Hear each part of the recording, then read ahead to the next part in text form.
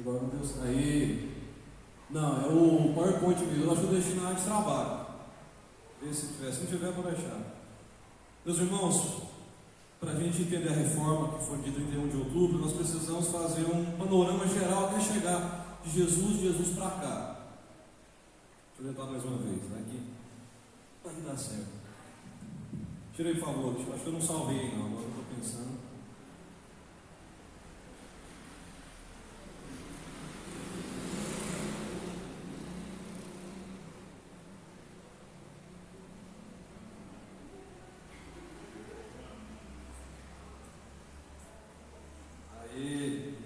Graças a Deus.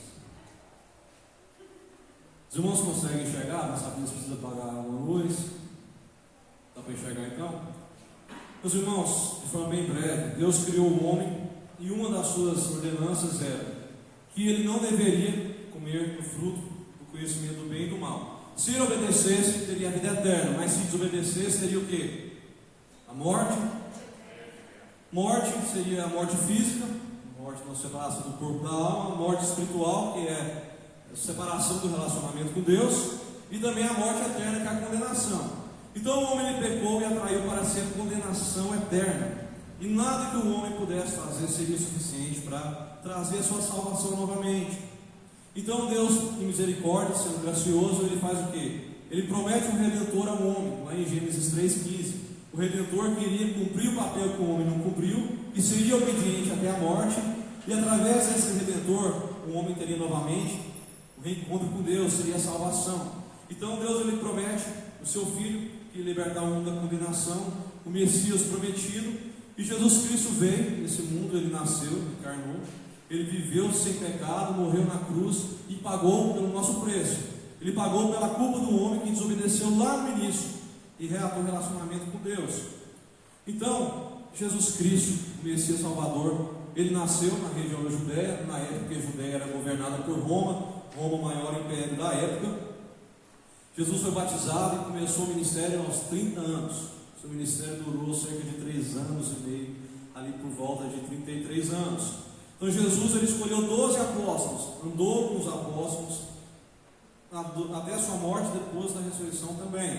Ele ensinou o Evangelho, deu autoridade para ele, deu dons para esses discípulos continuarem o seu ministério.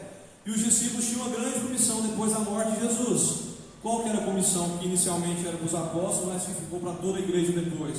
Mateus 28, 18 diz: indo por todo mundo, pregue o Evangelho a toda. Primeira missão é pregar o Evangelho de Cristo, que Cristo fazia.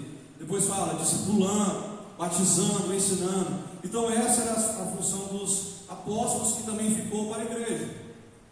Então Cristo deixou os apóstolos para continuar o seu ministério.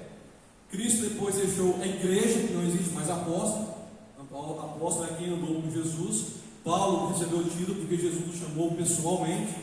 Então Cristo ele deixou a igreja para continuar o seu ministério com o auxílio do Espírito Santo.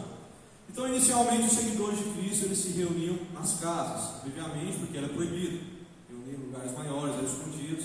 Mas com o tempo foi tendo um período ali de relativa paz e a igreja foi crescendo. Dá indícios que a primeira igreja da história foi a igreja em Jerusalém, quando Pedro pregou, 3.000 judeus se converteram. Então foi a primeira igreja da história formada por enquanto só por judeus. Depois então Deus chama Paulo, o maior missionário da história, se não for o maior, um dos maiores. E Paulo ele tinha um foco diferente. Quando os apóstolos e Pedro pregavam para os judeus, Paulo ele pregava para os gentios, aqueles que não eram judeus, os gregos e todas as outras nações.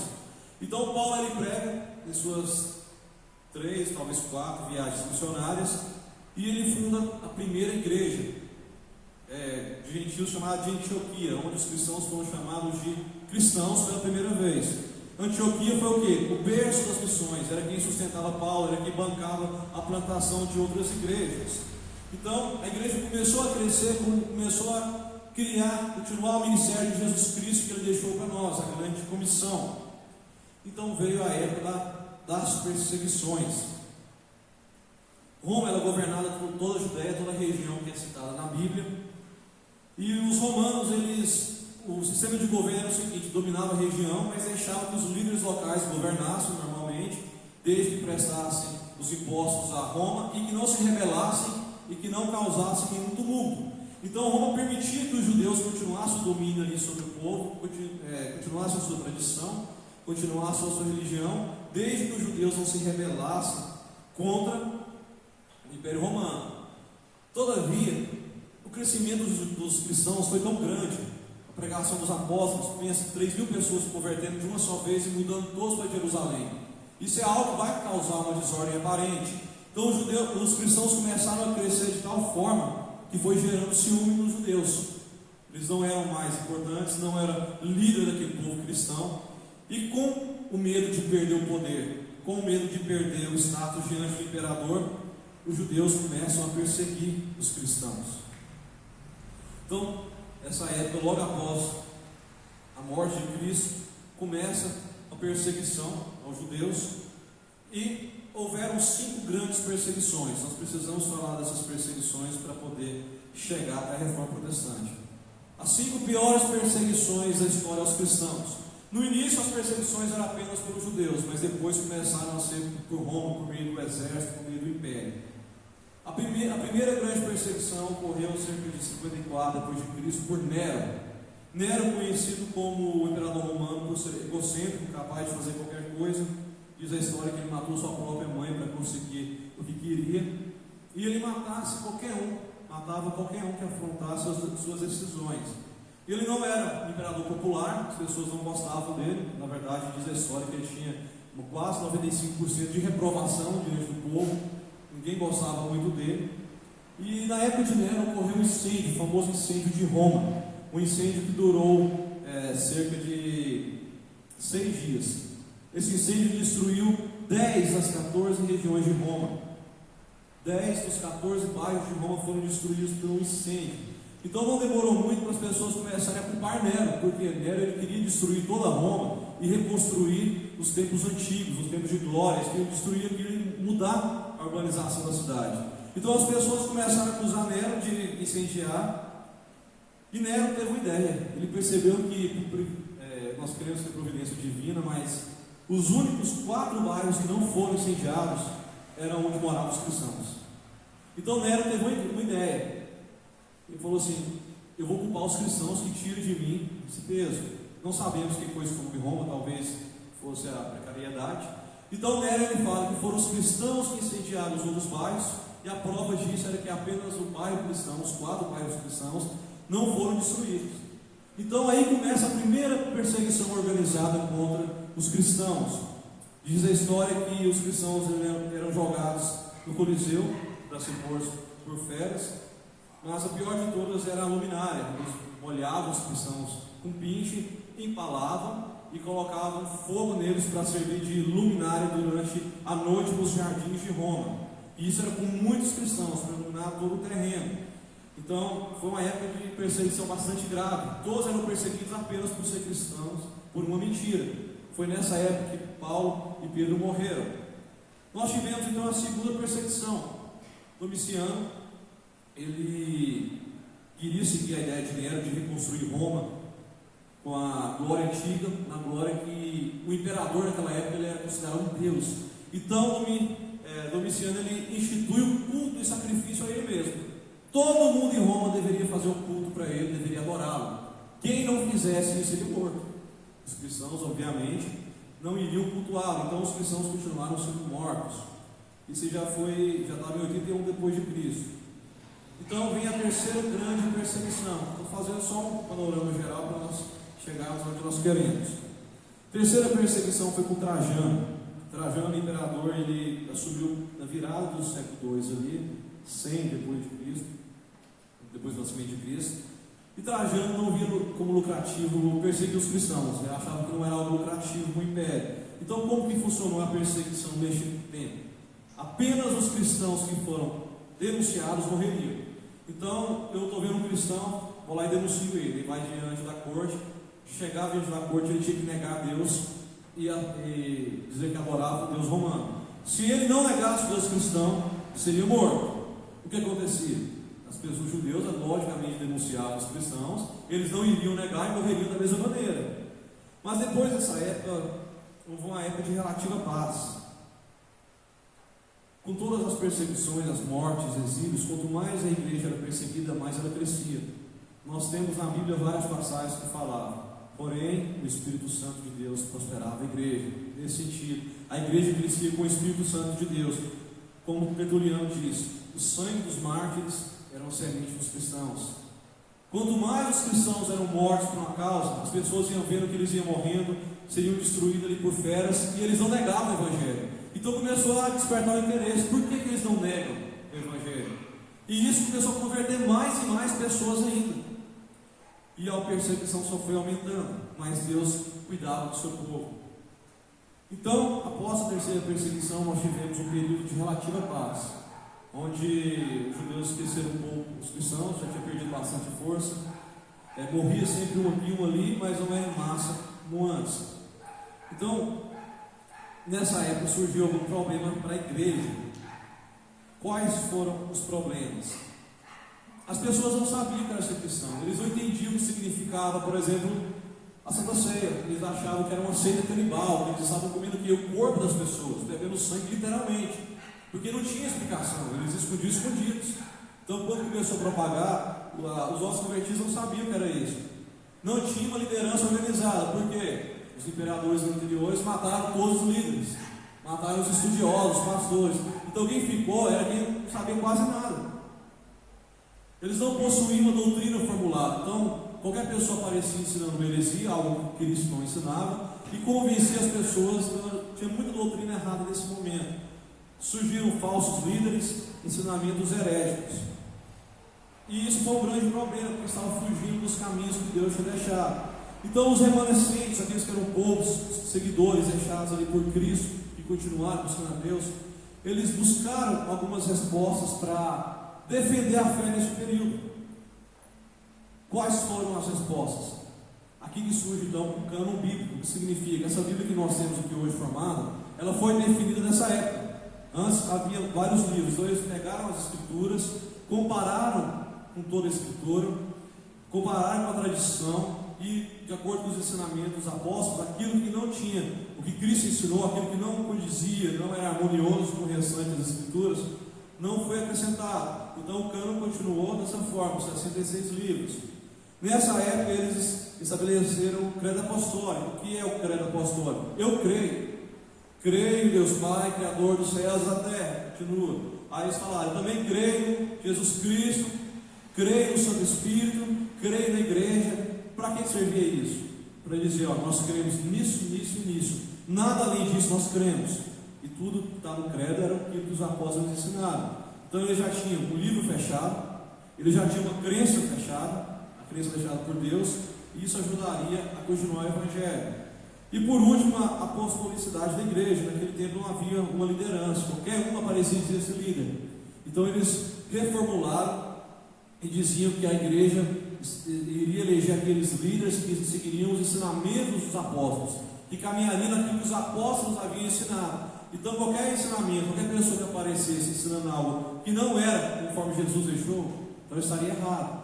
Essa foi a defesa da igreja. Com isso a igreja começou a crescer novamente, começou a ser populosa. Mas novamente volta às perseguições. A quarta e a quinta perseguição, Décio e Diocleciano. Essas duas perseguições elas andaram muito juntas, a diferença foi em volume, foi mais intensa. Aqui pela primeira vez o Império Romano sai à caça dos cristãos. Antes era assim, era só a região de Roma, com Nero. Depois era apenas quem não se prostrasse diante de Diocleciano.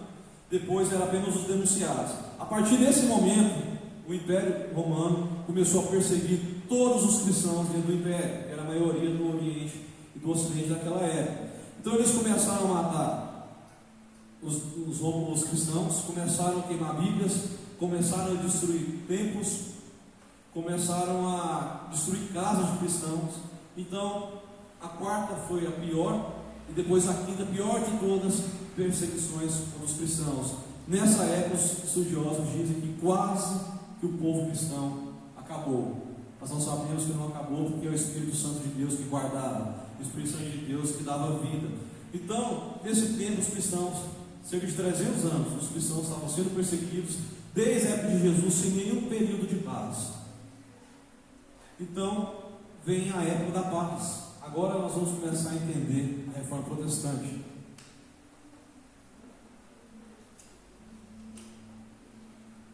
O quinto imperador da quinta perseguição, Diocleciano, ele assumiu Roma e ele fez o quê? Estabeleceu 4 imperadores para ajudar a governar. O filho de um desses imperadores, chamado Constantino, deu golpe no seu pai, assumiu uma da parte do império, e ele estava planejando invadir toda Roma e tomar todo o governo romano, se tornando imperador. Então diz que uma noite ele teve uns sonhos, que um anjo, o próprio Jesus, apareceu para ele e falou que se ele gravasse um símbolo, não trouxe para mostrar um símbolo, nas suas armaduras e nas suas escudos e espadas, eles venceriam a guerra. Não sabemos se foi uma visão verdadeira, talvez seja, talvez não. Então, Constantino, no outro dia, ele acorda e manda que todo mundo gravasse aquele símbolo no seu escudo e nas suas armaduras.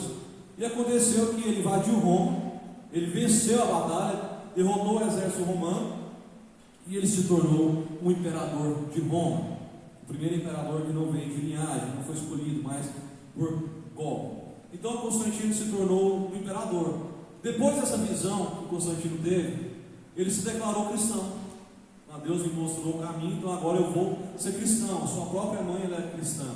Então, pela primeira vez em 300 anos, Constantino declara o Edito de Milão, que dava liberdade aos cristãos. Pela primeira vez em 300 anos, os cristãos não eram mais perseguidos nem mortos. Às vezes nós pensamos que depois de Cristo tudo prosperou, mas na verdade viveram 300 anos de profunda perseguição, porque o Evangelho começasse a prosperar depois de 300 anos. Então, em 313 depois de Cristo, com o Edito de Milão, ficou cessada a perseguição aos cristãos. Eles tinham liberdade para exercer a sua fé aonde queriam. E em 380, com Teodósio, o Instituto de Constantino, ele decreta o Edito de Tessalônica. Antes era apenas a liberdade, agora Teodósio determinou que o cristianismo ele passa a ser a religião oficial do Império Romano. Antes os cristãos eram mortos pela sua fé. Agora o cristianismo é a religião oficial do Império. O que isso significa? Significa que estava punido todo tipo de religião, todo tipo de culto pagão, inclusive o judaísmo estava punido, e quem não se tornasse cristão seria expulso do Império Romano, ou seria morto. Seria a mesma coisa de hoje você ter o título de cidadão estadunidense. Ninguém queria perder esse título, você está na maior potência do mundo. Então, se você morava em Roma, você não é um cristão. Se você não negasse os seus deuses e se tornasse cristão, você seria expulso dali. O que você iria fazer? Esse foi o grande problema que surgiu na igreja. As pessoas, eles começaram a mudar para a igreja cristã sem se converter. É melhor falar que eu sou cristão, eu vou para a igreja lá todo domingo, participo dos cultos, das cerimônias e mantenho meu título de cidadão romano. Então a massa se converteu ao cristianismo. Mas o que acontece quando uma massa se adapta e não se converte? Não tem arrependimento, não tem fé. É o grande problema da igreja cristã, onde começou a ruptura da igreja deixada por Cristo. Então nós tivemos dois problemas. O primeiro problema com o decreto de Constantino, por mais que a gente pensava que ia ser um momento de paz, mas que na verdade foi uma obra satânica para destruir a igreja, houve a estatização da igreja. O que significa?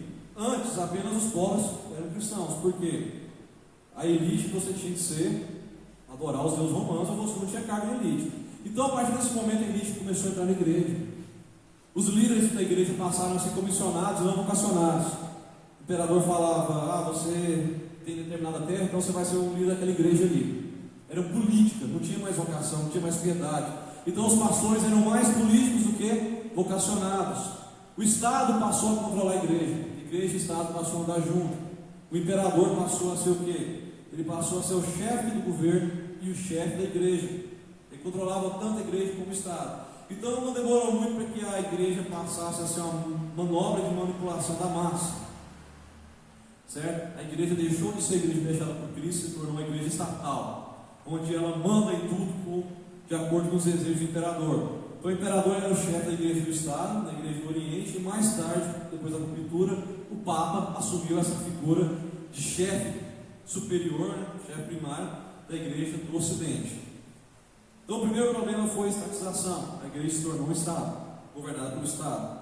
Segundo problema, secularização da igreja, que foi o que nós falamos. Se você não se tornasse cristão, você perderia a sua nacionalidade. Então as pessoas passaram a se adaptar e não a se converter de verdade. E onde não há arrependimento, não há conversão, ali há corrupção no meio da igreja. Então não havia arrependimento, não havia fé. Eles mudavam o nome dos seus deuses e colocavam o nome dos deuses cristãos. Dos deuses cristãos não, do Deus cristão. E colocavam ali para as pessoas vinham adorando o Deus cristão, mas na verdade no seu coração ele estava adorando quem? O seu Deus pagão. Eles começaram nesse momento então a adorar os santos, começaram a adorar os mortos. Foi nesse momento que houve a criação do purgatório, foi nesse momento que houve as penitências, e a leitura da Bíblia passou a ser apenas em latim, que eles consideravam que era a língua santa, a língua apenas dos padres. Então foi um período que a igreja se perdeu quase totalmente. Na verdade, a igreja se perdeu totalmente. Quem não se perdeu foram algumas pessoas que estudavam a Bíblia. A secularização e a estatização entraram na igreja e destruíram a igreja, que foi uma manobra de Satanás mais esperta do que perseguir com violência. Antes ele perseguia por fora, depois ele passou a perseguir por dentro, que é o que nós estamos vivendo muito hoje. Acontecendo a mesma coisa, a secularização da igreja, nas igrejas do Brasil e do mundo hoje. Então esse período que a igreja começou a dominar é o famoso período da Idade das Trevas, a Idade Média. Foi um período de 1000 anos, mais ou menos ali do século V até o século XV. Foi um período de quê? De escuridão espiritual e intelectual. A igreja dominava todas as áreas. Você não sabia ler além do que a igreja te dava para ler. Você não podia fazer nenhuma arte além do que a igreja mandava. Na verdade, todas as artes eram apenas a igreja. Tanto é que as catedrais, as capelas têm as artes pintadas no teto. Era apenas ali que os artistas podiam expressar a sua obra e algo relacionado à Bíblia. Então a igreja dominava o governo, a igreja dominava a religião, a economia, a igreja dominava o trabalho, a igreja dominava todos os territórios, a igreja dominava a cultura, a política, tudo. Então como que você vive num lugar desse se você não segue a igreja? Então tudo que a igreja queria conseguia. Foram 1000 anos nessa época. E o que acontece com a igreja 1000 anos corrompida? A igreja se perde. Aí chega o Papa e fala, os padres, os bispos locais: Deus manda que você faça isso, isso e isso que Ele revelou a mim. As pessoas não sabiam ler a Bíblia, era apenas a língua latina, tinha a língua comum. Então eles acreditavam no Papa, acreditavam no padre, nos líderes locais. E eles faziam tudo que a igreja mandava, porque eles tinham medo de perder sua salvação. Eles tinham medo de ser castigados. Então foi uma época de pobreza imensa, foi uma época de guerra imensa, foi uma época de epidemias, porque a igreja crescia, ficava rica, e a população sempre mais pobre e longe do conhecimento de Deus. Então foi uma época de revoltas camponesas, da queda do feudalismo, uma época da peste negra, da peste bubônica. Foi uma época de guerras, de ansiedade, de escuridão, as pessoas não achavam que tinha mais salvação. Foi a época da divisão da igreja, dessa época ficou a igreja do Oriente, que seguia o grego, que hoje é conhecido como a igreja ortodoxa, separou nessa época, e foi a época da criação da ICAR, Igreja Católica Apostólica Romana, onde a figura do Papa assumiu a igreja do ICAR, e a figura do imperador assumiu a igreja ortodoxa, até a queda de Constantinopla. Então foi nessa época que o culto aos mortos santos, o culto a Maria começou a crescer de tal forma. Houve a corrupção da igreja, corrupção dos sacramentos, criação do purgatório como purificação de almas. Os templos foram inspirados em templos pagãos, do que aquilo que deixaram pelos cristãos. Então foi uma época de total depravação da igreja. A igreja estava em escuridão profunda, por isso chamada de Idade das Trevas, porque foi uma época de escuridão, tanto espiritual como intelectual, em todas as áreas. E foi nesse contexto que nós chegamos com a nossa reforma protestante. No final dessa era surgiram pessoas que começaram a se revoltar contra a igreja. Na sua maioria, 90% eram pessoas dentro da própria igreja. Por quê? Os padres começaram a estudar a Bíblia e viam o que estava escrito na Bíblia, não condiziam o que a igreja estava estudando. As pessoas não conheciam a Bíblia, não tinham o conhecimento em latim para estudar a Bíblia. Então os padres, algumas pessoas ali os monges, eles foram lendo e foram se revoltando contra aquilo que a igreja estava ensinando. E pessoas em locais isolados começaram a pregar contra a igreja católica da época. E essas pessoas são chamadas de pré-reformadores. São homens tementes a Deus, homens que viviam de acordo com as Escrituras, e foram homens que quase todos foram mortos. Exemplo, nós temos Erasmo, o Wycliffe começou a tradução da Bíblia para o inglês, terminado por Tyndale.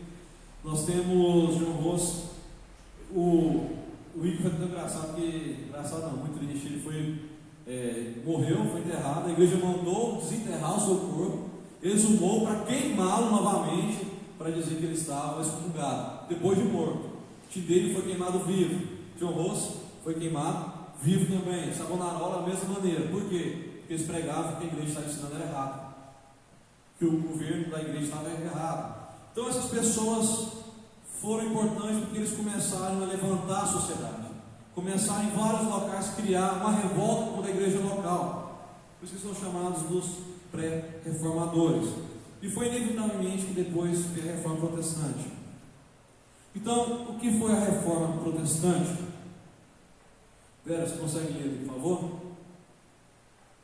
Reforma protestante foi um movimento de revitalização da igreja cristã, ocorrido na Europa nos séculos XVI e XVII, visando o retorno às Escrituras como a palavra de Deus, a teocentricidade e cristocentricidade do culto, etc. 3 homens servos de Deus foram os principais fundadores deste movimento: Martin Luther, Ulrich, e John, deve ser Calvino, né? Deve ser João Calvino. Então esses 3 homens foram os principais reformadores. Por que principais reformadores? Que foi por meio deles que a reforma começou. O primeiro deles, considerado o primeiro reformador, Martinho Lutero, brasileirado, mas é Martin Luther. Tá? Martinho Lutero, ele foi o primeiro reformador. Martinho Lutero era um monge agostiniano que ele tinha profundas crises. Ele dizia que lutava contra demônios diariamente, porque ele olhava para o que a igreja ensinava, que a salvação é para suas próprias obras. Ele tinha que ser bom o suficiente para alcançar a salvação. Mas ele olhava para si e via o quanto pecador que ele era. Ele via que jamais iria alcançar a sua salvação por suas próprias forças. E isso começou a gerar uma crise intensa dentro dele. Diziam que ele quase ficou louco. Então foi numa época que ele começando a estudar Romanos para ensinar na universidade, que ele encontrou uma paz de espírito. Deus alcançou a sua alma, porque ele começou a estudar o livro de Romanos. Ele lendo percebeu que a salvação dependia exclusivamente de Deus. Ele viu que o homem não tinha participação nenhuma na salvação. Então ele começou a pensar: mas a igreja está errada. A igreja diz que eu sou salvo se eu obedecer à igreja, eu sou salvo se eu fizer isso e aquilo, se eu minhas próprias forças. Mas a palavra do Senhor diz que a salvação é pela graça, mediante a fé. E isso trouxe uma paz, que ele percebeu que para ser salvo dependia de Deus e não dele. Então isso começou a reforma dentro de Lutero, para que depois ele começasse a lutar pela sociedade. E aos poucos ele foi se reformando, doutrinas, justificação pela fé. Mas o ápice mesmo aconteceu em 1517, quando um frei dominicano chamado João Tetzel, ele foi para uma cidadezinha lá perto, esqueci o nome da cidade agora, uma cidade lá perto de Lutero, e ele começou a vender indulgências. O que é indulgências? São documentos na qual a igreja perdoava as penalidades do pecado. Então a igreja falava assim: vocês têm que comprar isso daqui, porque comprando vocês vão ter o perdão dos pecados e vocês irão para o céu. Quem não comprar está condenado para o inferno. Está até no livro, no filme Lutero, depois que vocês assistiram, um filme fantástico. E as pessoas que arrumavam dinheiro, porque eles achavam que realmente isso era o meio da salvação, eles não conheciam a Bíblia. E Lutero, vendo aquilo marcou de uma forma tão grande que ele decidiu começar algo. Então foi no dia 31 de 1517 que Lutero ele fez 95 teses, 95 argumentos contra ideias católicas erradas contra a Bíblia naquela época, e pregou na porta da catedral do castelo de Wittenberg. O que Lutero queria? Quando você prega uma tese na porta da universidade naquela época, é o seguinte: seria tipo uma monografia hoje, estou pregando aqui minha tese, agora vamos reunir os estudiosos e vamos discutir o assunto. Só que a igreja viu aquilo como uma afronta direta ao que ele estava fazendo. Então, a partir desse momento, foi considerado um marco da reforma protestante, quando ele se revolta completamente contra a igreja católica. Lutero, ele nunca quis começar uma nova igreja, nunca foi ideia. Tanto é que você pegar a visão dos luteranos hoje, não era ideia dele. Lutero queria apenas reformar a igreja da sua corrupção, mas foi inevitável. A podridão dentro da igreja era tão grande que houve a necessidade de começar de novo. Então Lutero, ele foi excomungado, ele foi denunciado, mas foi condenado, expulso, condenado. Então o príncipe da Saxônia leva Lutero para o seu castelo escondido, onde Lutero traduz a Bíblia para o alemão. A primeira vez que a Bíblia foi traduzida para a língua do povo alemão, antes era só em latim. Então ele traduz e depois distribui ao povo. Quando o povo começa a ler a palavra do Senhor, eles percebem o quê? Ele traduz o Novo Testamento, na verdade. As pessoas começam a perceber que tudo está errado. Quando você lê a Bíblia, você percebe o que está errado, a sua vida e dos outros. Então aí começou a reforma protestante. Várias pessoas começaram a se levantar contra a igreja. O segundo grande reformador, Ulrich Zwingli. Lutero foi na Alemanha, Zwingli foi na Suíça. Os dois não tiveram ligação, eram contemporâneos, mas foi cada um num lugar. Isso que é interessante dos reformadores, foram ao mesmo tempo, cada um num lugar. Não há muitos livros e informações a respeito de Zwingli, mas o que nós sabemos é que ele veio para abolir completamente a Igreja Católica na Suíça. Então ele rompeu completamente. Lutero queria reformar, Zwingli aboliu. Então ele aboliu a missa, substituiu pelo culto protestante. Primeira vez nós tivemos um culto protestante. Ele eliminou todos os vestígios do catolicismo, adoração aos santos, adoração aos mortos, penitência, indulgência. Tirou a ideia do padre, colocou um bispo, um pastor. E ele foi extremamente radical, foi totalmente para o outro lado. Então, ele criou a tradição reformada. Quando nós falamos tradição reformada, fé reformada, é principalmente de Zwingli, o segundo grande reformador. E o terceiro grande reformador, João Calvino. Por que ele é considerado o maior de todos os reformadores?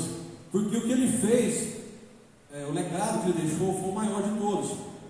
Calvino nasceu na França e ele foi o grande consolidador e divulgador da reforma protestante.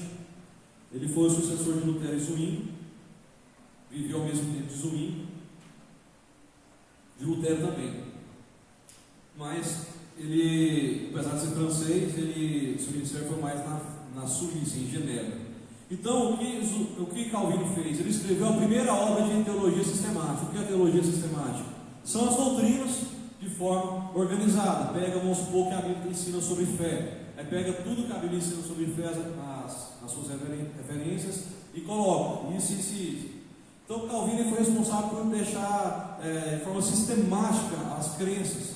E muito mais do que isso, ele influenciou tão grande, tão profundamente Genebra, que Genebra se tornou uma cidade reformada. Inclusive o convidou para ser um conselheiro. Então ele tinha uma voz tipo de um prefeito da cidade de Genebra. Na época que ele assumiu esse cargo, as cadeias de Genebra fecharam, não havia mais crimes em Genebra. Então foi uma época da reforma tão grande ali na cidade de Genebra. Ele fundou a Academia de Genebra, que foi o berço para os reformadores. Ele fundou uma faculdade, outros pastores começaram a estudar essa faculdade e começaram a levar a reforma protestante adiante. Calvino era responsável pelas maiores obras teológicas da época. E ele é o pai do presbiterianismo. Por que o pai do presbiterianismo? O presbiterianismo está na Bíblia. Ele não criou o presbiterianismo. O pai, porque ele foi o grande consolidador. O que significa? A igreja agora não vai ser mais comandada por uma autoridade absoluta, o Papa, a voz de Deus. Mas os irmãos irão escolher presbíteros entre si, pessoas que são piedosas, vocacionadas, e essas pessoas vão governar a igreja representando o povo. Isso significa presbiteriano. Sistema de governo onde as pessoas elegem líderes para representá-las. Isso é o sistema presbiteriano, é isso que significa. Então, ele é o pai do presbiterianismo, e não apenas a igreja ficou esse sistema, mas também na Suíça, na Genebra, passou a ser governado pelo sistema presbiteriano. Então, apesar de Calvino ser o pai do presbiterianismo, ele ainda não é o pai da igreja presbiteriana. Seu discípulo, John Knox, ele era escocês, aprendeu com Calvino, ele levou o sistema presbiteriano para a Escócia, fundou a primeira igreja presbiteriana da história. Foi tão importante na Escócia que a Escócia inteira se tornou presbiteriana e adotou a confissão de fé da igreja presbiteriana. Então a Escócia foi o primeiro país presbiteriano da história. Infelizmente, hoje o túmulo de John Knox fica no estacionamento. A Escócia se perdeu completamente, o berço da igreja presbiteriana se perdeu. Então, John Knox depois foi para a Inglaterra e, junto com os puritanos ali, eles fundaram e plantaram a igreja reformada presbiteriana. E a Inglaterra, por sua vez, quando começou a colonizar os Estados Unidos, plantou a igreja presbiteriana nos Estados Unidos. Por sua vez, quando veio para o Brasil, plantou a igreja aqui no Brasil por meio do missionário Ashbel Green Simon, em 12 de agosto de 1859. É o ano que nós consideramos a fundação da igreja. Então, todo dia 12 de agosto é o aniversário da ETB. Quando os Estados Unidos plantou a igreja aqui no Brasil, já foram há 162 anos. E é só um panorama para a gente entender de Calvino até a nossa igreja.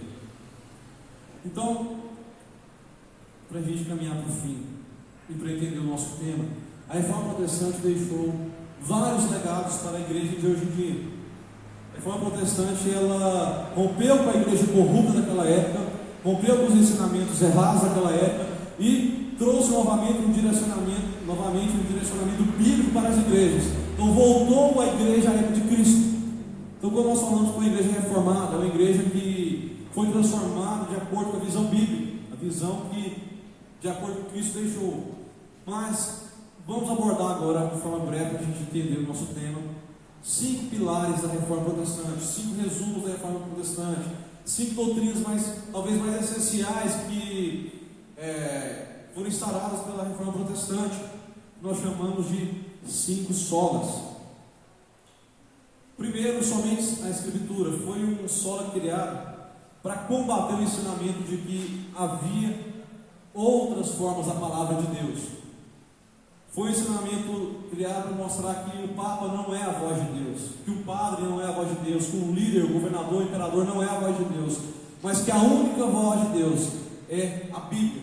A Bíblia é a única palavra revelada de Deus, ela é a nossa única fonte de inspiração. A Bíblia é a nossa única regra de fé, é o nosso único manual. E todos nós cristãos devemos apenas buscar na Bíblia. O que significa? Que se a Bíblia não ensina, se a Bíblia não autoriza ou não permite, então nada que estiver contra ela nós vamos fazer.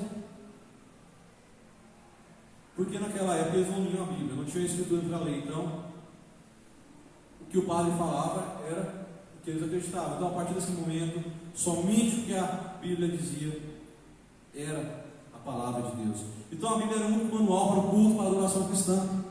A partir desse momento eles buscavam na Bíblia tudo que ensinava no culto. Cada prática do culto era de acordo com o que a Bíblia ensinava. Começaram então os saltérios, cantavam os salmos da Bíblia, começaram os cultos, os cânticos, a pregação expositiva da palavra. E foi nesse momento que voltou o sacramento de acordo com o que a Bíblia ensinava. Então, o solo Escritura, somente a Bíblia, somente a Escritura, é que um dos pilares mais importantes que nós cremos.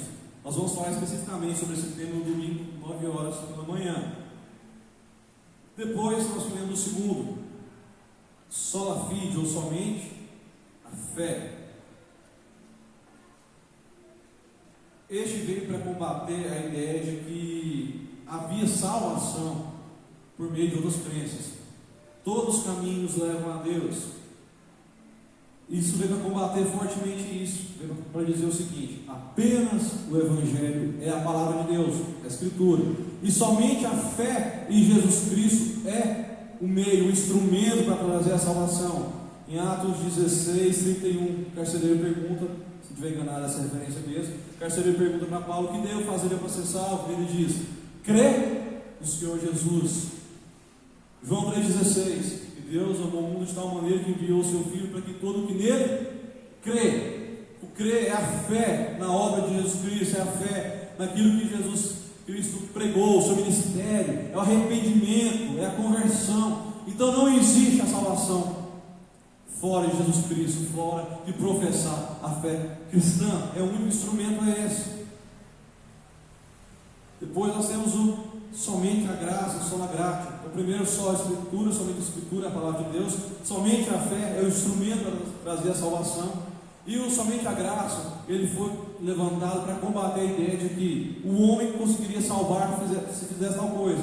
Se você fizer pagar sua penitência, você alcança a graça de Deus.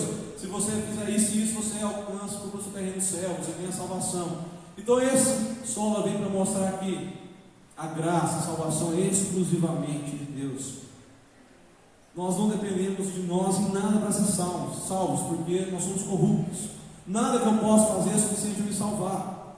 Então a sola gratia vem para mostrar que Deus é quem nos salva de maneira soberana. Pela graça sois salvos mediante a fé. E isso não vem de vós, é dom, não de obras para que ninguém se glorie. Então é o presente de Deus para nos salvar. O quarto sola, solos Cristo. Este solo vem para mostrar que somente Cristo ele é suficiente para trazer a salvação. Percebe como todos estão ligados? Só há salvação por meio de Jesus Cristo. Eu sou o caminho, a verdade e a vida. Ninguém vem ao Pai senão por mim. Somente Cristo nos resgatou da condenação. Lembra que falamos lá no início que o homem estava condenado? Deus promete um Redentor. Somente Cristo é capaz de salvar o homem. Somente Cristo é capaz de resgatar o homem das trevas, da condenação. E não há salvação fora da cruz. Então a reforma veio para trazer isso para nós. Será que nossos cânticos, as pregações, será que o que nós falamos está centralizado na cruz?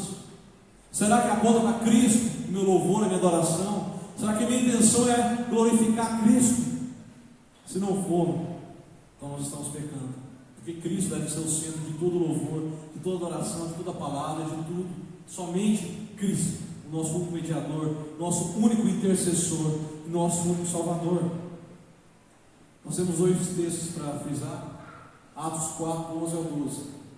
Este Jesus é pedra rejeitada por vós, os construtores, a qual se tornou a pedra angular. E não há salvação em nenhum outro, porque abaixo do céu não existe nenhum outro nome dado entre os homens, pelo qual importa que sejamos salvos.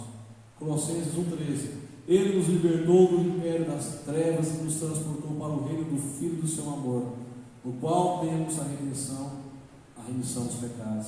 Então somente Jesus é suficiente para perdoar nossos pecados. Nós devemos confessar aos irmãos, sim, igual a pregação de domingo passado, mas para a salvação, somente Jesus é capaz de nos perdoar e trazer salvação sobre nós. Então, somente a Escritura, a palavra de Deus, somente a fé no Evangelho, somente a graça de Deus nos salva, somente Cristo é o caminho. E o quinto solo, nós cantamos agorinha, somente a Deus merece toda a glória. Deus é um que merece toda a glória, porque dele, por meio dele, para ele, são todas as coisas. Tudo acontece por meio de Deus. Tudo acontece para a sua vontade e o seu propósito. Deus ele é o centro de todas as coisas. E nós nascemos para glorificar a Deus. Portanto, quer comais, quer bebais, ou façais qualquer outra coisa, fazeis para a glória. Somente Deus merece o nosso louvor e adoração, meus irmãos. Não homens, não dinheiro, nem trabalho, nem família. Nosso culto, nossa oração deve estar centralizada em Deus. Então os 5 solas, eles são a base, um resumo de grande parte da teologia reformada, que se consolidou ali no século XVI, século XV, XVI, XVII, e após 500 anos ainda perdura nos dias de hoje. Então eu fico triste quando eu vejo cristãos comemorando o dia 31, Halloween, vestindo fantasias, comemorando os mortos, mas esquece daquilo que houve no mesmo dia que trouxe vida para a igreja, o que voltou para a Bíblia. Então o cristão não comemora Halloween. Se você comemora, você tem que entender o que é ser cristão ainda. Mas no mesmo dia nós comemoramos o que? A Reforma Protestante. Foi um movimento por homens, mas foi inspirado por Deus. Foi um movimento que trouxe novamente a igreja para os caminhos do Senhor. Então todo culto, toda adoração deve estar fundamentada na Escritura, pela fé no Evangelho de Jesus Cristo como nosso único mediador e intercessor, e por sua graça nos resgatou das trevas e nos transportou para a sua maravilhosa luz. E deve ser para Ele toda a glória de Deus triunfo, que é imutável, eterno, onipresente, onisciente, onipotente. Então por que nós escolhemos esse tema para o nosso congresso? Em latim, Eclesia reformada, sempre reformando. A igreja reformada, sempre se reformando. Esse é o slogan da Reforma Protestante. Em qual sentido? Nós devemos reformar a igreja e começar a igreja nova? Não nesse sentido. A reforma já foi uma, mas no sentido que deve ser um lembrete diário para nós não desviar dos caminhos do Senhor. Deve ser um lembrete diário para me olhar quando eu estiver me corrompendo, quando a igreja estiver se esquecendo da Bíblia como centro, quando a igreja estiver esquecendo que Deus é o centro e colocar o homem no centro, quando a igreja estiver fazendo culto para os cachorros lá em Goiânia. Isso é um lembrete para lembrarmos o que? A centralidade de Deus. Deus é o centro. Isso é um lembrete para nos guiar conforme a palavra de Deus, para andar na retidão e na justiça. E é por isso que nós escolhemos esse tema, meus irmãos, para lembrar que a igreja de hoje precisa de uma reforma, mas não uma ruptura com a igreja, mas começar uma reforma interior nos nossos corações, começar uma reforma no culto da nossa igreja, começar uma reforma nos nossos líderes. E a igreja tem que sempre andar de acordo com a Escritura de Deus. A igreja tem que sempre ter o Evangelho como um único instrumento de fé. A igreja tem que entender que não há mérito nenhum em nossas mãos, apenas a graça de Deus. A igreja tem que entender que Jesus Cristo é o único suficiente sacrifício, sacerdote, mediador. E tudo que há na igreja deve ser para a glória de Deus, não para agradar o homem. Culto não foi feito para agradar a nós. Culto foi feito para engrandecer a Deus e agradecer pelo que Ele fez por nós. Então é o nosso desejo que nesse congresso que Deus continue falando na sua vida. Hoje é apenas uma exposição do que foi a reforma protestante, não sei se conseguiu ficar claro, mas nós estaremos abordando nos demais dias alguns tópicos. Amanhã vamos estar falando a respeito do qual foi a igreja deixada por Cristo. Como é que eu sei então que a igreja se corrompeu? Então por isso nós vamos mostrar qual foi a igreja que Cristo deixou. No sábado nós vamos trabalhar sobre a importância da igreja, o comunhão dos santos. Mas a igreja vai se corromper todas as vezes, não precisa ir para a igreja. Nós vamos demonstrar a importância da igreja, a importância que a reforma trouxe para isso. Domingo pela manhã vamos trabalhar sobre somente a Escritura, no domingo à noite somente a Deus dá glória. Então eu peço que os irmãos estejam presentes nos demais dias do congresso, vamos estar participando, é sequencial. Vamos ter irmãos de fora, amanhã vamos ter intercâmbio com o pessoal da Igreja Central de Anápolis. Nos outros dias vamos ter pregadores de fora. E eu te convido a participar desse congresso, para que Deus fale a sua vida e que o Espírito Santo de Deus te mostre se na sua vida precisa ser reformado algum requisito. Feche seus olhos, vamos orar ao Senhor. Vamos fazer uma oração de agradecimento a Deus e logo após vamos estar cantando o último cântico.